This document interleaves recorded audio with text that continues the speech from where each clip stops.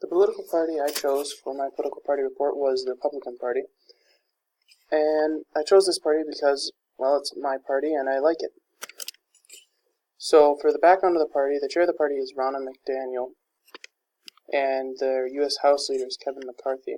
In the Senate, the leader is Mitch McConnell, and the chair of the Governors Association is Mike Adams. The Republican Party was founded by Alvin E. Beauvais and Horace Greeley, and it was preceded by the Whig and Free Soil parties, and it came about as an opposition to the Democratic Party. There is no official motto, but the mission statement is that the Republican Party is fighting for a freer and stronger America where everyone has the opportunity to achieve the American dream.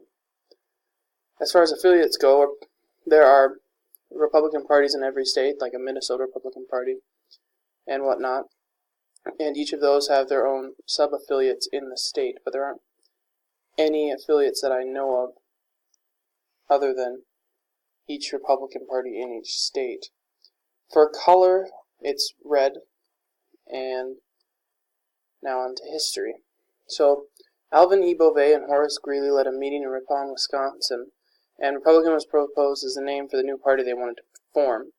In Jackson, Michigan, the Under the Oaks Convention, which was held on July 6, 1854, was where they adopted the name officially.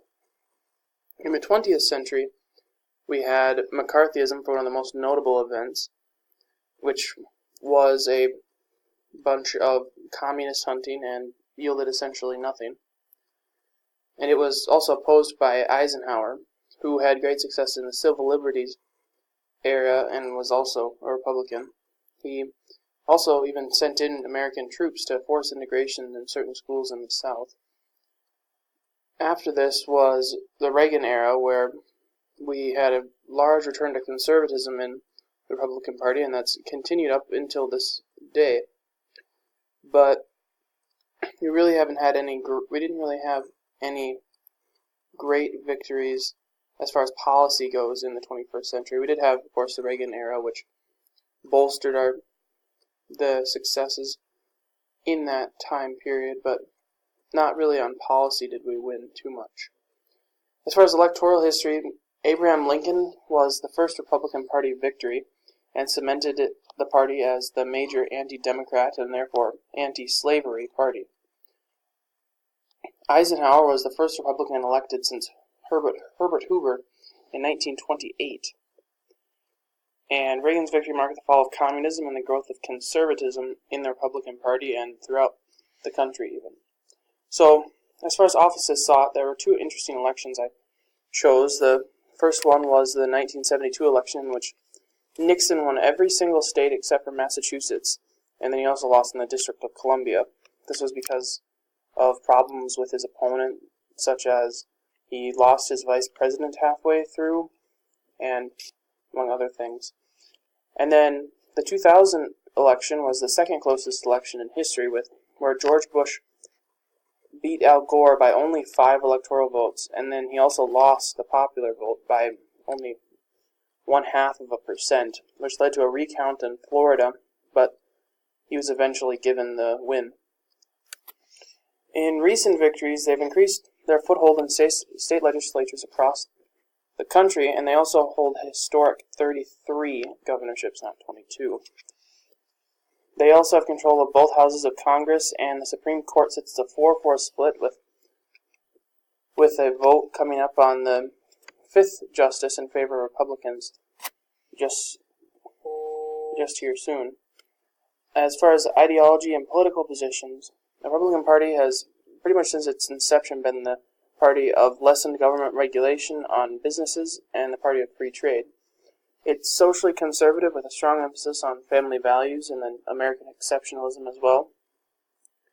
For environmental issues, they take the same stance that they take on economic issues, which is less regulation at the federal level, but they do support state regulation of coal, oil, natural gas industries, as well as any other industries, such as would be likely to produce large amounts of pollution. The Republican Party supports strengthening our military and has explicitly stated their support for Israel as well. Internationally, it supports a strong stand against tyranny and America being a world leader. For their student wing, they have the College Republicans National Committee, which would be their student wing, and it has state chapters as well as campus chapters on many major campuses across the nation. The Young America's Foundation is probably the largest Republican organization. They aren't necessarily the official Republican youth wing, but they set up events such as conservative conferences, speakers, campus lectures, and initiatives, as well as promoting conservatism in younger generations. What I like about the party is that I support their strong conservative values stance and their stance on keeping the family together, as well as their anti-abortion stance. I'm also glad they're a staunch supporter of the Second Amendment, and as well as their support for fiscal responsibility.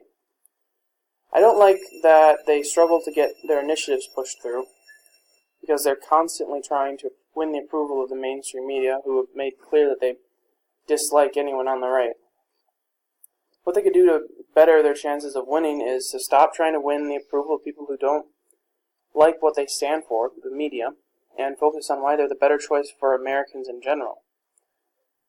Their campaign literature and ads are well done and professional looking, because they're the biggest party in America, or one of the biggest.